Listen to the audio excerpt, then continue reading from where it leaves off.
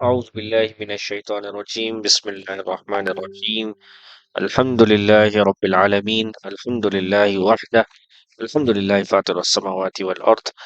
الحمد لله الذي جعل الظلمات والنور اللهم صل على محمد وعلى آل محمد كما صليت على إبراهيم وعلى آل إبراهيم إنك حميد مجيد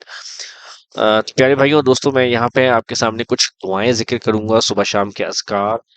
کچھ حفاظتی دعائیں جو ہمیں ہر صبح شام ضرور پڑھنی چاہیے، جس میں آ، اور بھی کچھ اذکار ہیں جو میں اس میں ذکر کروں گا، جیسے کہ سنن ابی داؤد حدیث نمبر 4323 کے اندر ایک حدیث ہے، جس میں نبی صلی اللہ علیہ وسلم کا یہ فرمان موجود ہے کہ جس نے سورہ کہف کی ابتدائی 10 آیات یاد کر لی وہ دجال کے فتنے سے محفوظ رہے گا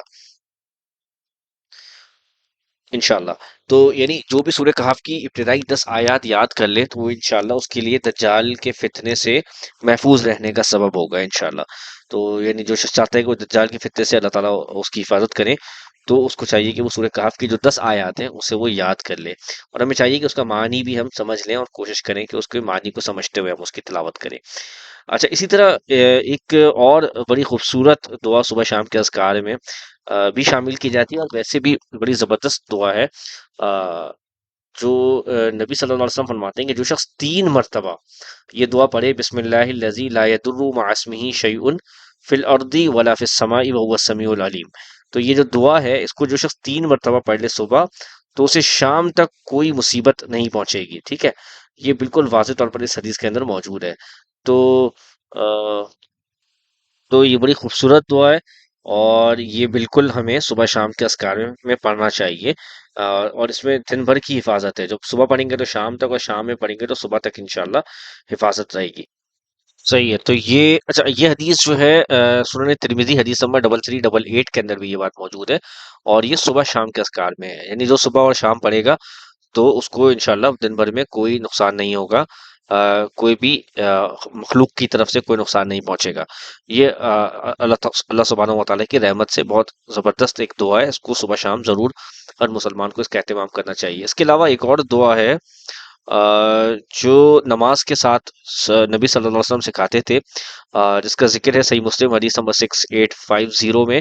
اور وہ دعا ہے اللہم اغفر لی ورحمنی واہدینی وعافینی وارزقنی۔ اس میں مغفرت کی دعا بھی ہے، رحمت کی بھی ہے،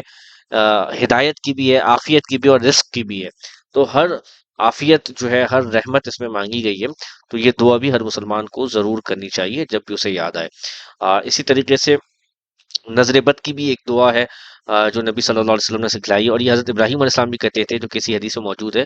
صحیح بخاری حدیث نمبر 3371۔ تو نظر بد اور اس کے شر سے حفاظت کے لیے وہ جو دعا نبی صلی اللہ علیہ وسلم نے سکھلائی ہے وہ یہ ہے اعوذ بکلمات اللہ التامہ من کل شیطان وہامہ ومن کل عین لامہ۔ یہ دعا صبح شام بھی پڑھیں، بچوں کے بڑھ بھی پڑھیں، تو یہ انشاءاللہ نظر بد سے حفاظت رہے گی، اور اگر کسی بھی نظر بد ہے تو اس سے وہ محفوظ رہے گا۔ اسی طرح زہریلے جانوروں کے شر سے بھی حفاظت کی یہ دعا ہے۔ تو یہ بہت واضح طور پر موجود ہے، یہ دعائیں بہت ہی خوبصورت دعائیں ہیں، اور ان کو اگر یاد کر لیں تو صبح شام پڑھنا بھی آپ کے لیے انشاءاللہ آسان ہو جائے گا، یا آپ اس کو کہیں لکھ لیں اور دیکھ کر بھی آپ اس کو پڑھ سکتے ہیں، جیسے آسانی ہو، ٹھیک ہے؟ اور اس کے علاوہ ایک اور بڑی خوبصورت دعا ہے، آ،